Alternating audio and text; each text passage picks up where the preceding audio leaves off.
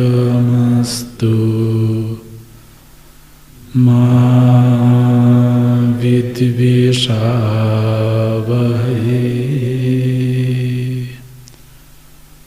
ॐ शान्ति शान्ति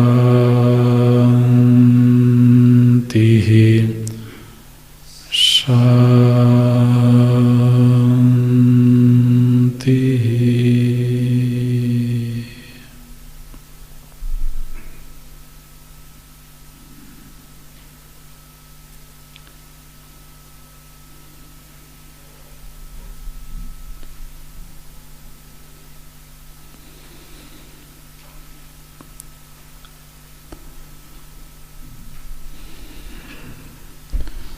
प्राचीन काल में वेदांत का अर्थ मुख्य रूप से अद्वैत वेदांत ही समझा जाता था। वेदांत की अन्य जो धाराएं हैं, जो संप्रदाय हैं, उनका प्रादुर्भाव मध्यकाल में हुआ। तो मुख्य रूप से जो औपनिषदिक वेदांत संप्रदाय है वो अद्वैत वेदांत संप्रदाय ही है।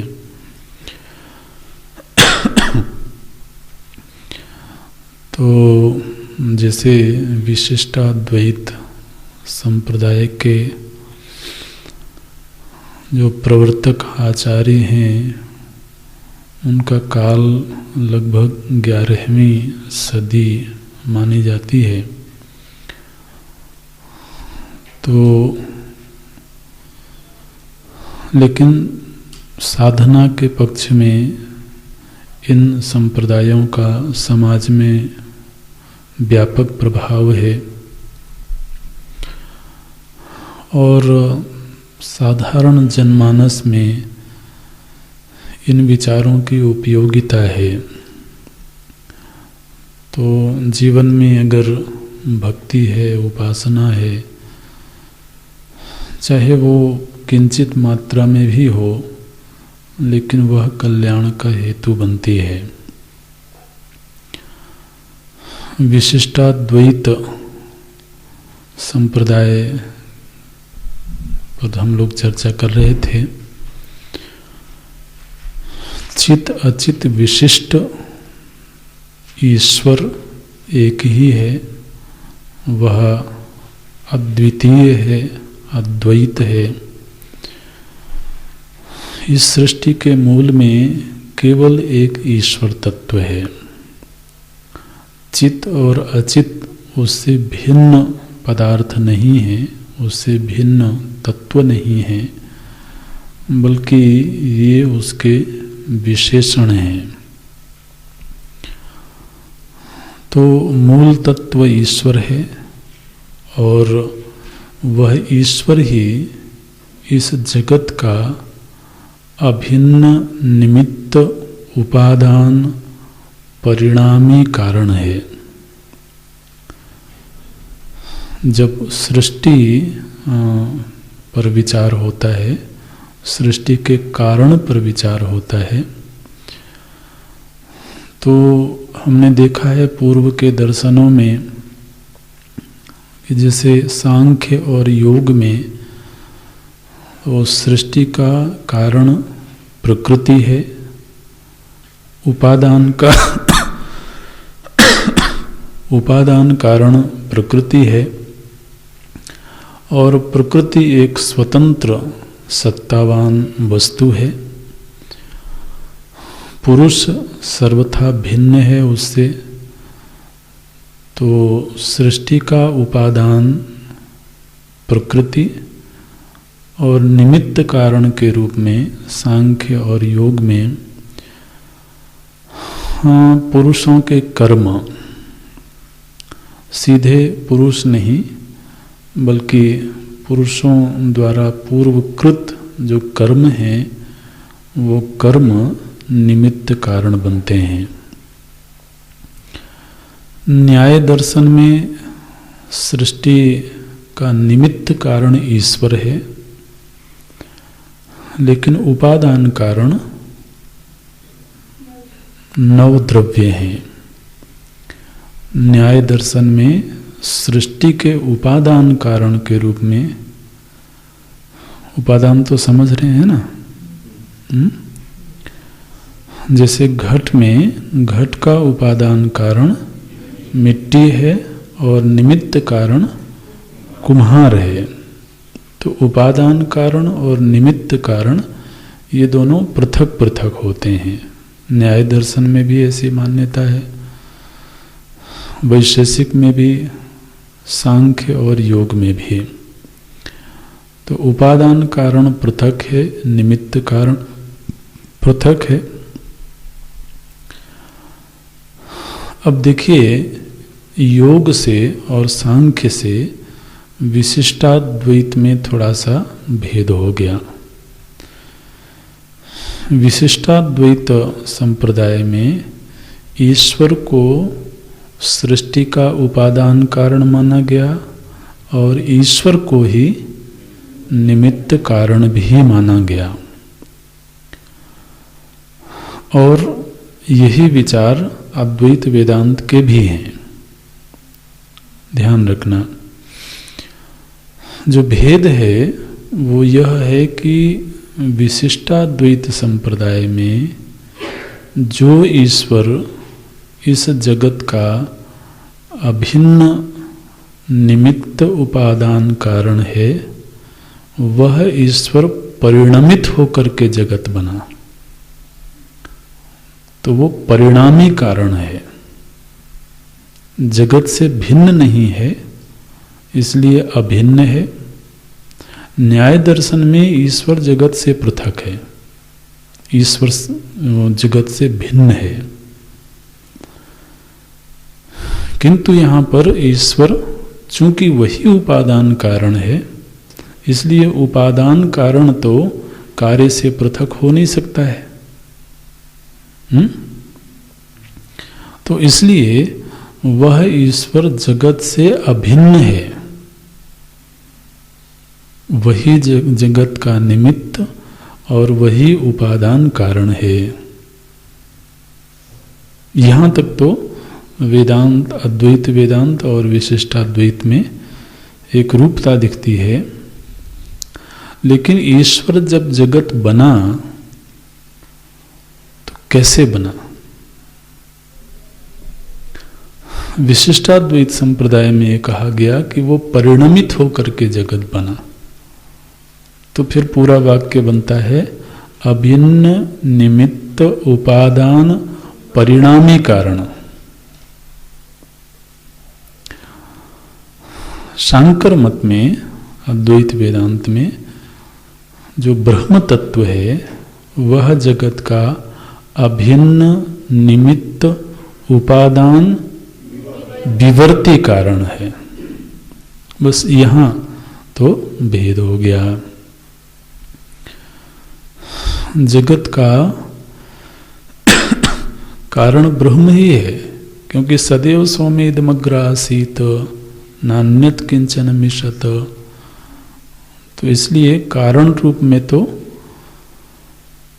ब्रह्म तत्व ही है, लेकिन वह परिणमित होकर के जगत बना या जगत उसमें विवर्त है, यहाँ पर भेद हो जाता है। तो फिर अब हम कल जहाँ पर छोड़ा था उसमें आएंगे वापस, आप चिंता मत करना, क्योंकि चित्त के 3 विभाग किए गए थे, बद्ध, मुक्त और नित्य। तो हम उसमें आएंगे, लेकिन पहले इस विषय को पूरा कर लेते हैं। तो उनसे पूछा गया कि यदि ईश्वर जगत के रूप में परिणमित हो गया, उन्हें जगत के रूप में ईश्वर बन गया, तो अब ईश्वर तो नहीं रहा, क्योंकि जब ईश्वर का परिणमन हुआ तो अब ईश्वर नहीं रहा। तो अब ईश्वर की प्राप्ति कब होगी? जब जगत पुनः लीन हो। ठीक है ना? जगत के रूप में बना हुआ जो ईश्वर है वह पुनः ईश्वर के रूप में कब प्राप्त होगा? जब जगत का लय हो। तो बोले नहीं, ईश्वर के अर्धांश में परिणाम हुआ है, सर्वांश में नहीं, बल्कि ईश्वर के अर्धांश में परिणाम हुआ और चतुर्दश भुवनात्मक जगत की सृष्टि हुई। और जो अर्धांश है वह नित्य सत्वमय है। बोले महाराज ये अर्धांश में परिणाम हुआ, ये कुछ समझ में नहीं आया। तो बोलते हैं देखो ऐसा है, जो ईश्वर है, हमने पहले ही बताया था कि ईश्वर चित अचित विशिष्ट है। माने चित और अचित उनकी देह है ना? चित अचित विशिष्ट ईश्वर माने चित और अचित उनकी देह है, उनके अंग हैं।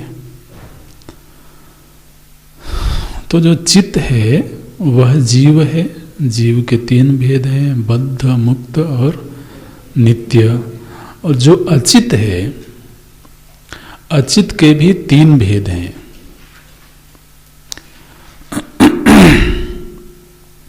जो अचित तत्व है उसके भी 3 भेद हैं, शुद्ध सत्व,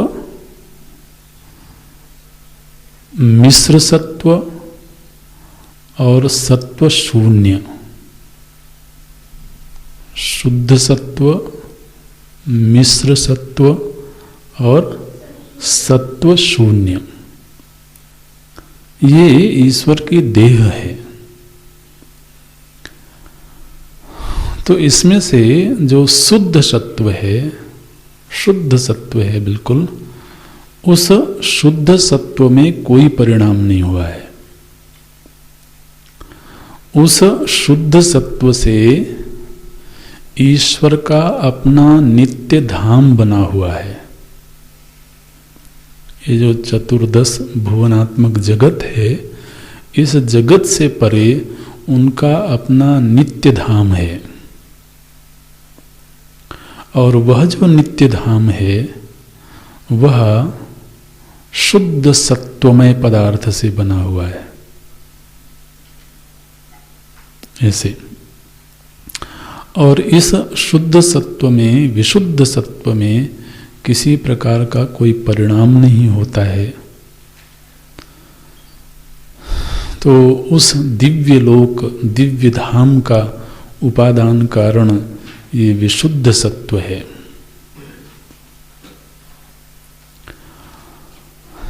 और उस धाम में जो जीव हैं उनकी जो देह है वह भी शुद्ध सत्वमय देह है। माने वो लोक ऐसा है जहां पर केवल विशुद्ध सत्व ही है, चाहे वो स्वयं परमात्मा की देह हो, उनका विग्रह हो, चाहे वो वहाँ रहने वाले जीवों का विग्रह हो, चाहे जीवों को प्राप्त भोग हो, चाहे भोग स्थान हो, सब का सब शुद्ध सत्वमय पदार्थ से ही बना हुआ है ऐसे, और उसमें किसी प्रकार का परिणाम नहीं होता है। अब ये चित्त में जो विभाग किए गए थे, इनमें से जो बद्ध जीव हैं, वो बद्ध जीव वो हैं जो अचित से बंधे हुए हैं, अचित से तादात्म्यपन्न हैं। हम आप चतुर्दश भुवनों में जो जीव हैं वो सब के सब चित हैं, लेकिन बद्ध जीव। और इन्हीं जीवों में से कुछ जीव जब अष्टांग योग का सहारा लेकर के और भक्ति का सहारा लेकर के ईश्वर तत्व को जान जाते हैं, तो फिर वो मुक्त हो जाते हैं, और मुक्त होकर के वो ईश्वर के उसी नित्य धाम में जाते हैं जो विशुद्ध सत्वमय धाम है। वहाँ ये मुक्त जीव जाते हैं। वहाँ इन जीवों को जो देह प्राप्त होती है वह विशुद्ध सत्वमय देह होती है, और उस जीव में वो सारे गुण प्रकट होते हैं जो गुण ईश्वर में हैं। ऐसे बोलते हैं। केवल 2-3 लक्षण हैं, उनको छोड़ करके लगभग ईश्वर के जो गुण हैं वो सारे के सारे उस मुक्त जीव में भी प्रकट होते हैं। भेद केवल इतना है कि वो जो मुक्त जीव है उसमें सृष्टि बनाने की योग्यता नहीं आती है, वो केवल ईश्वर में है। सृष्टि निर्माण की सामर्थ्य और इस चतुर्दश भुवन पर शासन करने की जो सामर्थ्य है वो मुक्त जीव में नहीं आती है। बाकी जो गुण हैं, करुणा, दया, अनुग्रह, निग्रह, ये सारे सद्गुण उसमें प्रकट होते हैं। तो चित्त के 2 विभाग हो गए, बद्ध और मुक्त। बद्ध में से जो मुक्त हो गए और भगवान के नित्य धाम में पहुंच गए वो मुक्त जीव हुए। और जीवों की ही एक तीसरी श्रेणी है नित्य। नित्य माने कुछ ऐसे भी जीव हैं जो भगवान के धाम में हैं, भगवान की सेवा में नियुक्त हैं, वो नित्य मुक्त हैं, माने वो कभी बंधन में नहीं आए। साधारण रूप से तो मुक्त जीव वो हैं जो पहले कभी बंधन में थे और फिर वो मुक्त हुए, भगवान के धाम को प्राप्त हुए। लेकिन उनकी सेवा में नियुक्त कुछ ऐसे जीव हैं जो नित्य मुक्त हैं, जिसे भगवान के वाहन हैं गरुण। तो अब गरुण जी जीव हैं लेकिन वो नित्य मुक्त हैं।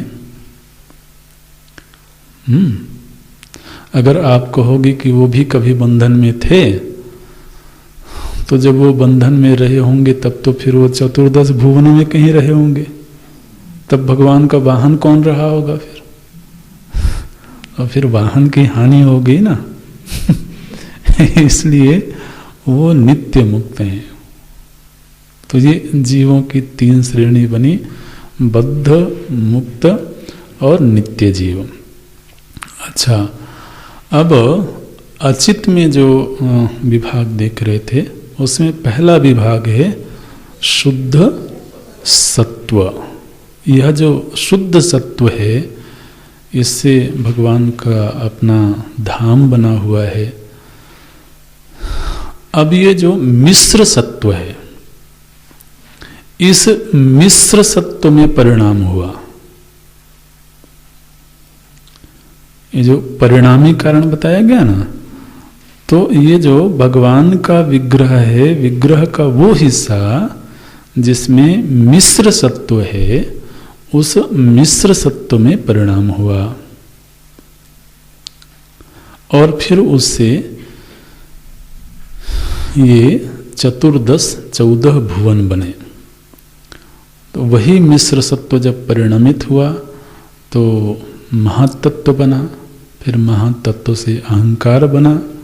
जो 24 पदार्थ सांख्य में बताए गए हैं, फिर वो सब के सब बने उससे।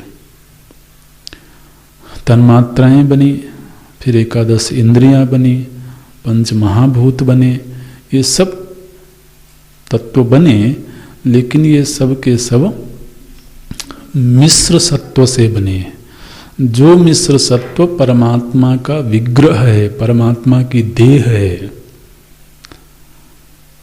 तो आप समझिए कि सांख्य और योग में जिसको प्रकृति कहा गया है, विशिष्टाद्वैत में वह मिश्र सत्व है। आप ऐसे तुलनात्मक अध्ययन कर सकते हैं। तो लेकिन ध्यान ये रखना है कि सांख्य और योग में प्रकृति पुरुष से भिन्न है, पृथक है। लेकिन यहाँ पर मिश्र सत्व परमात्मा से पृथक नहीं है, बल्कि वह परमात्मा की देह है। आप इसको ऐसे ही समझिए कि जैसे ये हमारा शरीर है, तो इस शरीर में मैं सत्ता है। अब यह जो मैं नाम की सत्ता है, इसमें चित्त भी है और अचित भी है। शरीर क्या है? अचित है। और जो जीव भाव है वो चित्त है। तो आज के दिन हम जिसको मैं कह रहे हैं, यह चित्त अचित विशिष्ट मैं है ना? अच्छा, अब ये जो हमारा शरीर है, इसमें नित्य परिवर्तन हो रहा है। शैशव अवस्था थी, फिर बाल्य अवस्था हुई, फिर किशोरावस्था हुई, फिर युवा अवस्था हुई, तो परिवर्तन हो रहा है। लेकिन परिवर्तन किस अंश में हो रहा है? अचित अंश में। शरीर में परिवर्तन हो रहा है। मैं जो चित्त रूप है, उसमें परिवर्तन का भान नहीं हो रहा है। ये दृष्टांत समझ में आता है ना? ऐसे तो देह में परिवर्तन हो रहा है, और फिर इसी देह में महाराज तो बाल हैं, नाखून आदि हैं, ये सब बनते हैं। तो उसमें परिवर्तन हो रहा है। परिवर्तन होते हुए भी मैं परिवर्तित हो रहा हूं, ऐसा नहीं लगता है। ऐसे ही वो जो ईश्वर है, उसकी जो देह है, अब पुराणों में जो विराट स्वरूप का वर्णन आता है, तो उससे जोड़ करके आप देखेंगे तो थोड़ा ये प्रसंग समझ में आएगा। तो अचित में से जो शुद्ध सत्वमय है, उसमें कोई परिणाम नहीं है। लेकिन जो मिश्र सत्व है, उसमें परिणाम होता है। और उसी मिश्र सत्व से 14 भुवन बनते हैं। और इन भुवनों में रहने वाले जो बद्ध जीव हैं, उन जीवों का शरीर बनता है। और उन जीवों के लिए भोग्य योग सामग्री उपलब्ध होती है, वह भी मिश्र सत्व से ही बनी हुई होती है। तो ऐसा होने पर भी ईश्वर नित्य है। अब इसमें तो एक तरफ तो यह चतुर्दश भुवन एक तरह से उनकी देह हो गई, तो चतुर्दश भुवनात्मक विग्रहवान होने के बावजूद नित्य धाम में उनकी अपनी एक देह भी है, उनका अपना एक विग्रह है। तो आप कह सकते हैं कि चतुर्भुज रूप में है ना। तो वह जो उनका विग्रह है वह नित्य धाम में विराजता है। वह जो विग्रह है शुद्ध सत्वमय विग्रह है। उस विग्रह में जो वो आभूषण धारण करते हैं, उसमें जो अस्त्र शस्त्र धारण करते हैं, वो सब के सब चित हैं, अचित नहीं है, ऐसे बोलते हैं। और वहाँ उनका जो विग्रह है भगवान का, ईश्वर का, कैसा है वो बोलते हैं नित्य एक रूप है। उसमें किसी प्रकार का कोई परिवर्तन नहीं होता है। परिवर्तन माने अवस्था संबंधी परिवर्तन। जैसे हम बद्ध जीवों का जो शरीर है उसमें परिवर्तन होता है, अवस्था परिवर्तन भी होता है, और इसमें मलिनता विशुद्धता ये भी आती रहती है। लेकिन वो जो परमात्मा का विग्रह है वह नित्य एक रूप है, विशुद्ध सत्वमय है। ये सारे के सारे लक्षण हैं, लिख लेना ये। अत्यंत तेजोमय है, वह जो विग्रह है अत्यंत तेजोमय है, बड़ा सुकुमार है। बिल्कुल सुंदर है, लावण्य युक्त है। लावण्य युक्त को कैसे बोलेंगे? चार्मिंग ऐसे बोल सकते हैं। तो लावण्य युक्त है, सुगंधि युक्त है, नित्य यौवन है, दिव्य रूपवान है, दिव्य आभूषणों से सुसज्जित हैं। जो उनके आभूषण हैं वो दिव्य हैं।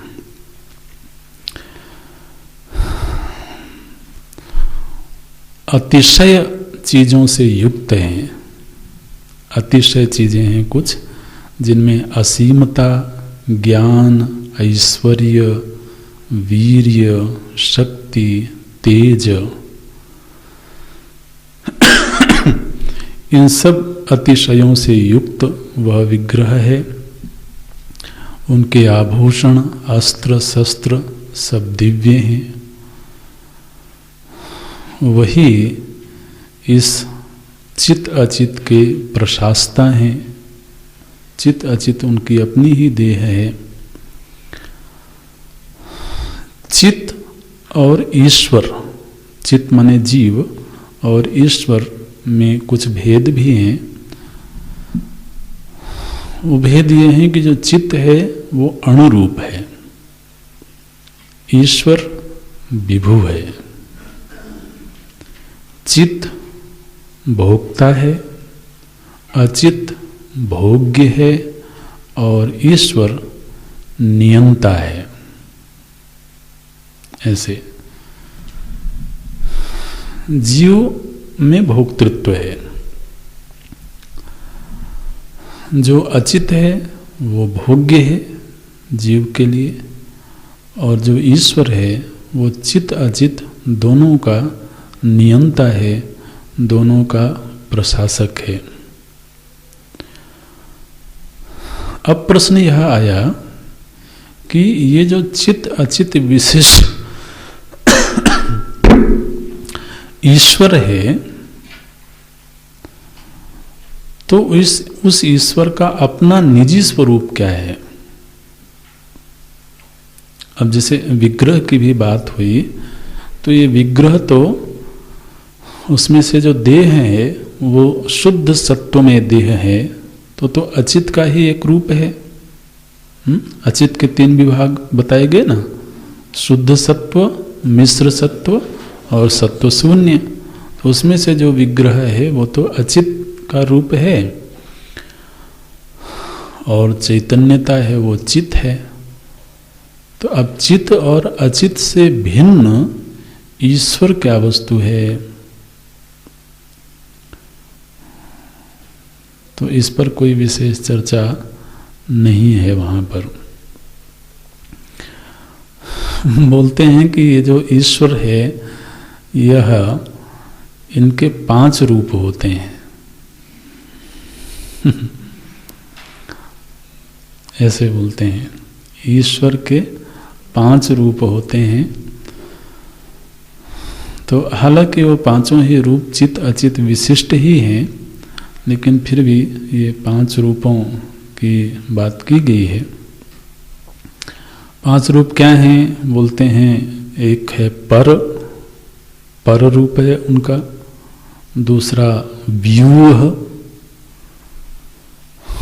तीसरा विभव,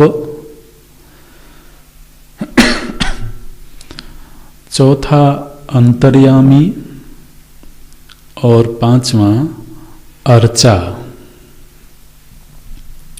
पर, व्यूह, विभव, अंतर्यामी और अर्चा। ये पर रूप क्या है? बोले वो वासुदेव हैं।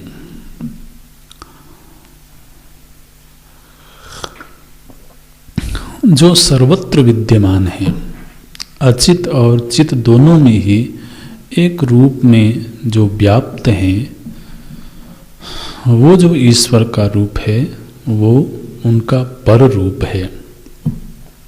वासयति सर्वान् यो देवः। तो चूंकि वो अभिन्न है ना, तो इसलिए उनकी जो सर्वत्र नित्य वर्तमान स्थिति है वो उनका पर रूप है, वो वासुदेव हैं, वो उनका सूक्ष्म रूप है। एक सूक्ष्म शब्द का भी प्रयोग किया जाता है वहाँ पर। दूसरा व्यूह। व्यूह माने वो अंशों से युक्त हैं, उनके अंश हैं। तो उनके अंश क्या हैं? बोलते हैं संकर्षण, प्रद्युम्न, अनिरुद्ध। वासुदेव तो वो स्वयं हैं, और फिर संकर्षण भी उन्हीं के अंश हैं, प्रद्युम्न, अनिरुद्ध। तो चतुर्व्यूहात्मक रूप है उनका। और रामायण में भी ये बात कही गई है। तो ये उनका व्यूह रूप है, अंशों से युक्त जो रूप है वो उसको व्यूह बोलते हैं। तीसरा जो रूप है विभव। इस विभव के भी 2 विभाग हो जाते हैं विभव में। एक है मुख्य विभव और दूसरा गौण विभव।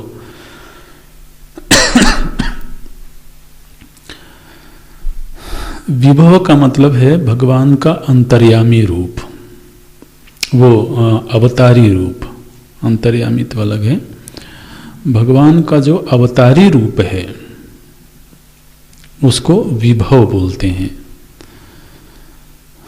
अवतार में जब वो किसी भी प्राकृत गुण को स्वीकार किए बिना वो अपने नित्य स्वरूप में प्रकट होते हैं, पूर्ण रूप में प्रकट होते हैं। ने जब उनका तो इस धरती पर अवतार होता है तो यहाँ के गुणों को, प्राकृत गुणों को स्वीकार नहीं करते, बल्कि नित्य धाम में जो उनका स्वरूप है वही स्वरूप प्रकट होता है। तो वह विशुद्ध सत्वमय स्वरूप होता है। तो आप गर्ग संहिता आदि का अध्ययन करें तो वहाँ पर ये बात आती है कि जो वृंदावन है अवतार काल में वो लौकिक वृंदावन नहीं है, बल्कि जो उनका नित्य धाम है, नित्य वृंदावन है, वही उस समय पर यहाँ प्रकट हो जाता है, ऐसे बोलते हैं। तो अवतार काल में जब वो जीवों पर अनुग्रह करने के लिए समष्टि जीवों की उपासना भक्ति से अनुग्रहित हो करके जब वह अपने परिकरों के सहित अपने नित्य धाम के सहित अवतार धारण करते हैं, वो उनका मुख्य विभव रूप है। और कभी कभी किसी किसी जीव में उनका अंशावेश होता है, शक्ति का आवेश होता है, ऐसे बोलते हैं। तो जैसे नारद आदि हैं तो वो भगवान के अंशावतार हैं, तो एक तरह से उनका शक्त्यावेश है, उनकी शक्ति का आवेश हुआ है, वह गौड़ विभव है, वो उनका रूप है। फिर जो चौथा रूप है परमात्मा का अंतर्यामी, अंतर्यामी के रूप में वो समस्त जीवों के हृदय में नित्य वर्तमान है और सभी जीवों के अंतर देश में विराजमान होकर के वो जीवों को सत प्रेरणा देते हैं, वो उस पर निग्रह भी करते हैं। जीव जब गलत मार्ग पर जाते हैं तो उसको वो प्रेरणा देते हैं, डांटते हैं, समझाते हैं। अब कोई ना समझे तो वो उसकी बात है लेकिन वो अंतर्यामी रूप में नित्य वर्तमान रहते हुए, उपस्थित रहते हुए तो जीव पर अनुग्रह करते हैं, ये उनका अंतर्यामी रूप है। और पांचवा रूप है अर्चा। जब वैदिक मंत्रों के सहारे किसी विग्रह में तो प्राण प्रतिष्ठा की जाती है, तो जो प्राण प्रतिष्ठित विग्रह है उस विग्रह में भगवान अवतरित होते हैं, वो उनका अर्चावतार है, वो परमात्मा का ही रूप है, परमात्मा का ही विग्रह है। तो इस तरीके से ईश्वर के 5 रूप होते हैं। ईश्वर का कोई निर्विशेष रूप नहीं है, कोई निर्विकल्प, ये जो वेदांत में निर्विशेष या समझने के लिए आप जो निरुपाधिक स्वरूप की बात करते हैं, तो उनके मत में परमात्मा का कोई निर्विकल्प स्वरूप नहीं है, वो नित्य सविकल्प हैं, नित्य चित अचित विशिष्ट हैं। इसलिए निर्विकल्प नाम की सच में तो कोई वस्तु होती ही नहीं है, ऐसा उन्होंने कहा। प्रत्यक्ष प्रमाण के संदर्भ में भी तो प्रमाणों पर कल हमने चर्चा की थी, 3 प्रमाणों को स्वीकार करते हैं ये।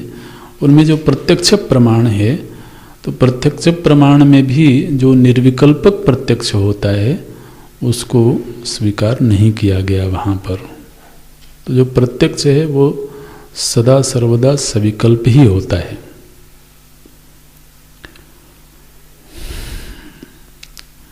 जो ज्ञान है वो कभी भी मिथ्या ज्ञान नहीं होता, माने मिथ्या ज्ञान नाम की कोई वस्तु नहीं होती है, ऐसे बोलते हैं वो। मिथ्या ज्ञान, भ्रम, ये इस तरह की कोई चीज नहीं होती है।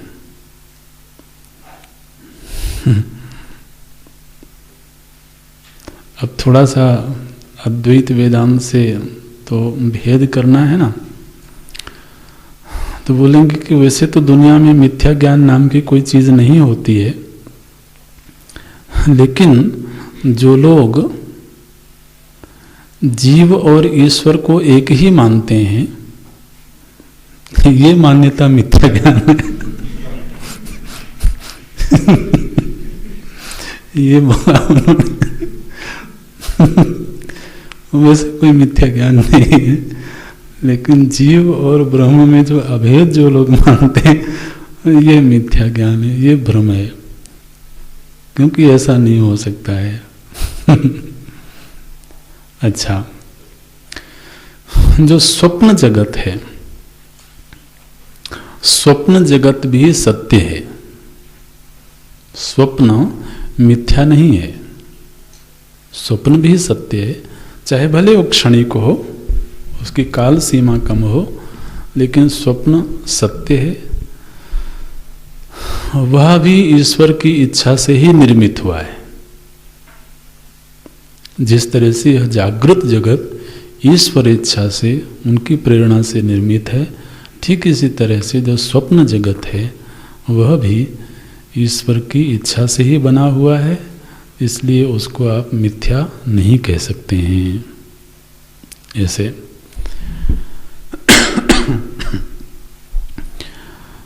तो तत्व का स्वरूप निश्चित हो गया। मोक्ष का जो स्वरूप है उस पर भी वैसे चर्चा तो हो गई है, लेकिन जो साधन पक्ष है, मोक्ष का उपाय क्या है, तो मोक्ष के उपाय के रूप में वो बोलते हैं कि पहली बात तो यह है कि जीव को, जो बद्ध जीव हैं, उनको अपने नियत कर्मों का अनुष्ठान करना चाहिए। जो स्वधर्म है, अपने देश काल परिस्थिति पहचान के अनुसार जो जिसका धर्म है, उस स्वधर्म का विधिवत तरीके से, शास्त्र सम्मत तरीके से अनुष्ठान करना चाहिए। और जब कोई जीव तो अपने स्वधर्म का अनुष्ठान करता है, तो फिर उसके चित्त में वैराग्य का उदय होता है। वैराग्य का हेतु बताया गया धर्मानुष्ठान। धर्म माने अपने कर्तव्य कर्म का अनुष्ठान, उससे वैराग्य का उदय होगा। और फिर उसको अष्टांग योग का सहारा लेना होगा। तो देखिए, इस धरातल पर कर्म मीमांसा को स्वीकार किया गया और फिर साधन पक्ष में अष्टांग योग को भी स्वीकार किया गया। गोस्वामी जी ने लिखा, धर्म ते विरति, योग ते ज्ञाना, ज्ञान मोक्ष प्रद, वेद बखाना। ये विशिष्टाद्वैत मत है। तो बोलते हैं धर्म ते विरति, धर्म का अनुष्ठान किया जाएगा तो उससे वैराग्य आएगा, और फिर उसको तो निवृत्ति पूर्ण, जो निवृत्ति परक कर्म हैं, अष्टांग योग, उनका अनुष्ठान करना होगा। उससे उसको ईश्वर तत्व का ज्ञान होगा। ध्यान देना, योगानुष्ठान से, योग दर्शन में क्या कहा गया कि उसको अपने स्वरूप का ज्ञान होगा। ठीक है ना? जब चित्तवृत्ति निरोध होगा तो जीव को, माने पुरुष को, अपने स्वरूप का ज्ञान होगा। विशिष्टाद्वैत संप्रदाय में कहा गया कि अपने स्वरूप का नहीं, उसको ईश्वर तत्व का ज्ञान होगा। और जीव को हर संभव प्रयत्न करके अपने विषय में सोचना बंद कर देना चाहिए। बिल्कुल, उसको केवल और केवल ईश्वर के विषय में सोचना चाहिए। ऐसे तो ईश्वर स्मृति इतनी प्रगाढ़ हो जाए कि उसको आत्म विस्मृति हो जाए, अपने आप की विस्मृति हो जाए, और नित्य निरंतर अखंड ईश्वर स्मृति बनी रहे। ये है। और अष्टांग योग के सहारे ईश्वर तत्व का ज्ञान होगा। ईश्वर तत्व के ज्ञान से उसकी मुक्ति हो जाएगी। दूसरा, भक्ति यानी अष्टांग योग के अनुष्ठान से भी ईश्वर तत्व का ज्ञान हो सकता है, और भक्ति पूर्वक जब वह भगवान की शरण में रह करके अपने कर्तव्य कर्मों का समर्पण करता है, तो ईश्वर के अनुग्रह से, उनकी कृपा से किसी जीव को ईश्वर का ज्ञान होता है। तो मानो कि ईश्वर स्वयं ही उसको अपने स्वरूप का बोध प्रदान कर देते हैं। सोई जाने जिहि देहु जनाई, ये है, जिसको वो जना दें, अपना स्वरूप जना दें, उस जीव को तो ईश्वर का ज्ञान हो जाएगा।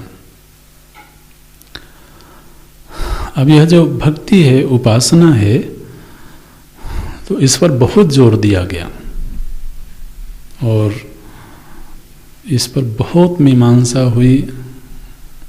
पंचरात्र ग्रंथ है जिसमें उपासना के विविध आयामों का वर्णन किया गया। उपासना में बोलते हैं कि उपासना के 5 रूप होते हैं। तो मुख्य रूप से तो भक्ति के वर्णन में सबसे पहले ये कहा गया कि आरंभ में प्रपत्ति होती है और फिर कालांतर में शरणागति होती है। तो प्रपत्ति और शरणागति, इन दोनों में भेद है, ऐसे बोलते हैं। प्रपत्ति आरंभिक स्थिति है भक्ति की, और जो शरणागति है वो चरम स्थिति है। ऐसे तो जैसे श्रीमान अर्जुन आरंभ में भगवान के प्रति प्रपन्न हुए, और फिर 18वें अध्याय में शरणागति हो गई। करिष्ये वचनम तव, ऐसे सर्वधर्मान परित्यज्य माम एकम शरणम व्रज, ऐसे। तो वहां पर शरणागति हुई, आरंभ में प्रपत्ति हुई। अहम प्रपन्नोस्मि, मैं आपके प्रति प्रपन्न हूं। तो जब कोई जीव प्रपत्ति करता है तो फिर उसे विधिवत तरीके से उपासना करनी चाहिए। उपासना कैसे करे? तो बोले कि पहली बात तो यह है कि वो ईश्वर को अपना इष्ट बनावे। पहले तो संबंध बने, फिर उपासना की शुरुआत होगी। तो उनको अपना इष्ट बनावे, फिर शास्त्र और गुरु के द्वारा वो उपासना की पद्धति सीखे। वह उपासना की पद्धति क्या है? बोले उसके 5 सोपान हैं। पहला है अभिगमन, अभिगमन। फिर दूसरा उपासना, तीसरा इज्जिया, चौथा स्वाध्याय, और 5वां योग। अभिगमन ये पहला है। अभिगमन का अर्थ होता है जो भगवान का मंदिर है या उस मंदिर की ओर जाने वाला जो रास्ता है उसकी सफाई करना। भगवान के मंदिर में झाड़ू लगाना, बुहारी करना, साफ स्वच्छ करना, ये उपासना का एक रूप है। और मंदिर की ओर जाने वाला जो मार्ग है उस मार्ग की सफाई करना, साफ सुथरा रखना, ये उपासना का रूप है। फिर जो दूसरा रूप है वो है पूजा के लिए पुष्प आदि सामग्री इकट्ठी करना। पुष्प, चंदन आदि, तो पूजन सामग्री एकत्र करना, ये दूसरा सोपान है। फिर तीसरा इज्जिया। इज्जिया माने विधिवत तरीके से बैठ करके, शुद्धि पूर्वक बैठ करके तो भगवान का पूजन करना, इसको इज्जिया बोलते हैं। विविध उपलब्ध सामग्रियों से भगवान के अर्चा की पूजा करना। वो जब सबसे छोटी जो पूजा है वो पंचोपचार पूजा है। बिल्कुल समय की बहुत ही कमी हो तो कम से कम पंचोपचार पूजा तो करनी ही चाहिए। 5 उपचार होंगे। फिर जो सबसे ज़्यादा प्रशस्त है, प्रचलित है, वो है षोडशोपचार पूजा। लेकिन फिर और पूजा बृहत करनी है तो 32 उपचार होते हैं। 32 उपचार, और उससे बृहत करेंगे तो 64 उपचार।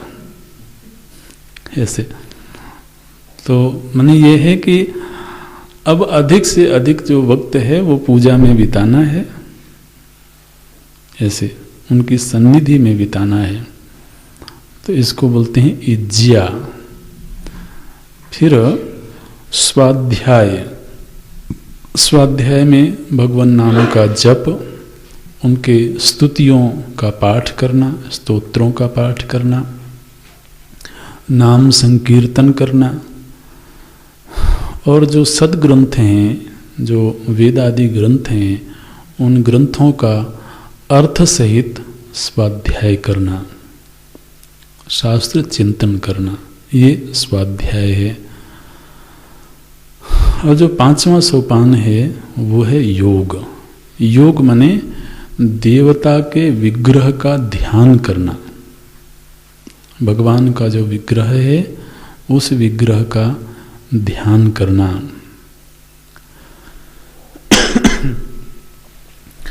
तो आप इसी 5 सोपान से युक्त पूजा पद्धति में ही तो आप नाम, रूप, लीला, धाम, गुण, इनका जो चिंतन है उसको भी जोड़ सकते हैं। तो इस तरीके से जब जीव भगवत आराधन करता है तो वह भगवान के अनुग्रह का पात्र बनता है, और उनके अनुग्रह का पात्र जब बनता है तो फिर वह भगवान की कृपा से उनके स्वरूप का ज्ञान प्राप्त करता है, और भगवत ज्ञान प्राप्त करके वह अचित के बंधन से मुक्त होकर के उनके नित्य धाम को प्राप्त होता है, और वो वहाँ पर मुक्त है। इस रूप में तो ये आचार मीमांसा है, मोक्ष का स्वरूप है उनके नित्य धाम को प्राप्त होना।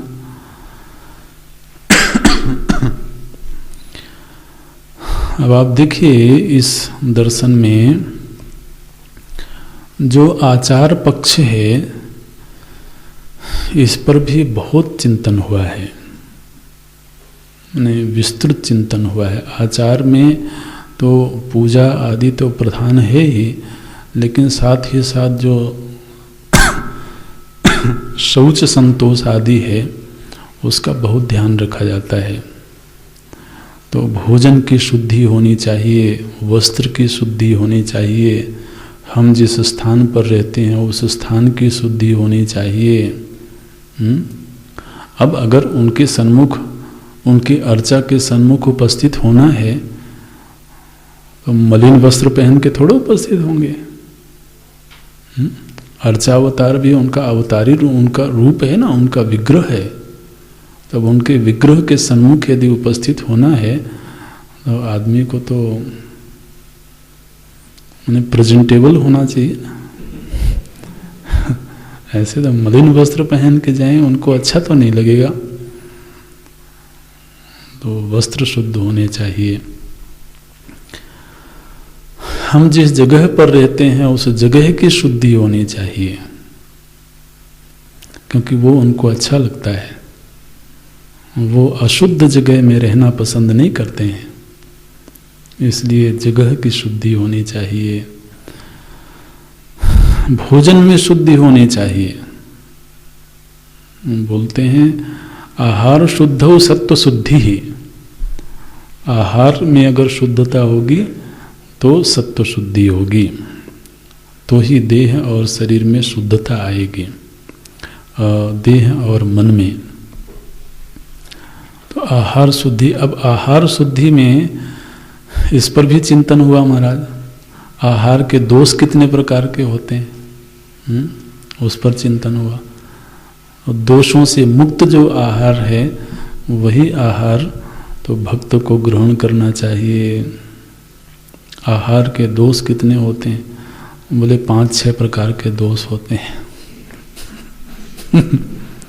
ऐसे बोलते हैं।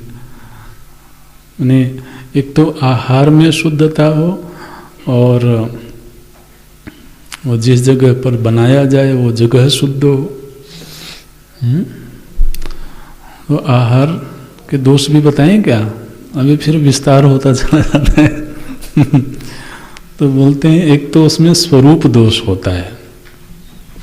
स्वरूप दोष माने जैसे कोई ऐसा आहार है जो अखाद्य है, जैसे मांस आदि है, तो स्वरूप दोष है। माने एक पहली बात तो ये ध्यान में रखना है कि वह आहार अशुद्ध है जिसका भगवान को भोग न लगाया जा सके। ठीक है ना?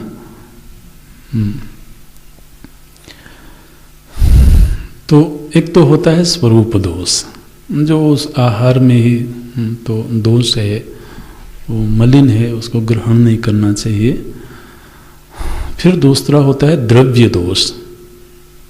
द्रव्य दोष माने कोई ऐसा आहार हमारे सामने आया जिसको अवैध तरीके से कमाया गया हो। माने किसी के घर भिक्षा पर गए और उन्होंने जो हमें भिक्षा प्रदान की, तो उनके यहाँ जो धन आया था वो अवैध तरीके से आया था। तो अवैध तरीके से कमाया हुआ जो धन है और उस धन से प्राप्त जो अन्न है वह भी दोष युक्त है। ऐसे फिर होता है संग दोष। संग दोष माने जैसे कोई आहार हमारे सामने आया और उसमें कोई तो निकृष्ट कोई चीज़ पड़ गई, जैसे बाल पड़ गए या कोई इस तरह के नाखून पड़ गए, तो उससे भी वह आहार अशुद्ध हो जाता है। तो उसको बोलते हैं संग दोष। फिर है भाव दोष। भाव दोष में तो एक तो ये है कि जो बनाने वाला है उसमें तो बहुत उत्साह नहीं था, प्रेम नहीं था और क्रोध आदि था इस तरीके से। तो एक तो वो भाव दोष होता है। दूसरा आहार की जो प्रस्तुति है, माने आहार जब हमारे सामने आया तो उसको देख करके मन में अच्छे भाव आए। माने कभी बनाने का ऐसा ढंग होता है कि सामने आकर के लगता है पता नहीं क्या बनाए, हाँ, तो उससे भी भाव दोष हो जाता है। माने जब सामने भोजन आवे तो उसको देख करके मन में एक अच्छी फीलिंग आवे, शुद्ध भाव पैदा हो, तब तो ठीक है। अन्यथा कोई ऐसी चीज़ बना के ले आए सामने, उसको देख करके मन खराब हो गया तो उसको भाव दोष बोलते हैं। अब यदि जीव का ही मन खराब हो जाए तो भगवान के सामने कैसे प्रस्तुत करें उसको तो भाव दोष होता है। फिर आश्रय दोष होता है। आश्रय दोष माने जैसे कोई चांडाल है, पतित है, तो उसके यहाँ से जो लिया हुआ आहार है तो आश्रय दोष है। जाति दोष, जाति दोष माने वो स्वरूप दोष जैसा ही है लगभग। इसमें तो उन्होंने ये लहसुन प्याज आदि को गिन लिया महाराज, बोले इनमें जाति दोष है, इसलिए इनको बिल्कुल ग्रहण नहीं करना चाहिए और भगवान के सामने तो भूल करके भी मत ले जाना ऐसे बोलते हैं, तो जाति दोष।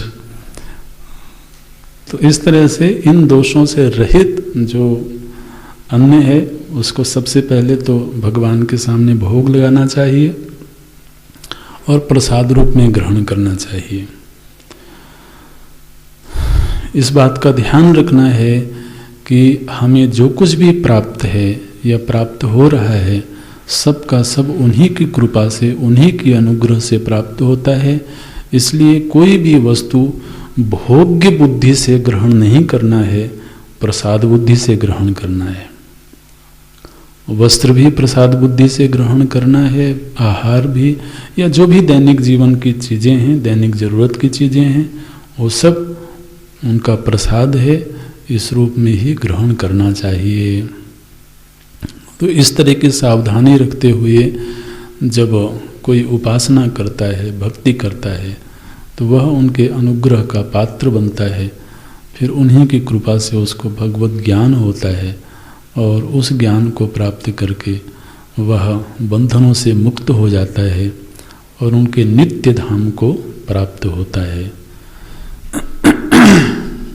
इस तरीके से ये विशिष्टाद्वैत तो संप्रदाय की कुछ मान्यताएं हैं। बहुत संक्षेप में देखा है हमने, तो विस्तार बहुत है। तो आप समझिए कि ब्रह्म सूत्र पर भाष्य लिखा गया है, प्रत्येक सूत्र की उन्होंने अपने ढंग से व्याख्या प्रस्तुत की है। तो लेकिन अभी यहीं पर पूरा करेंगे और फिर अगला जो दर्शन है निम्बार्क संप्रदाय का जो दर्शन है, द्वैताद्वैत दर्शन। तो श्री निम्बार्काचार्य जी उसके प्रवर्तक हैं। वो उसमें लगभग जो सैद्धांतिक मान्यताएं हैं वो विशिष्टाद्वैत से बिल्कुल मिलती जुलती हैं। कुछ बहुत किंचित कहीं कहीं भेद है, तो वो हम देखेंगे अगली कक्षा में। ओम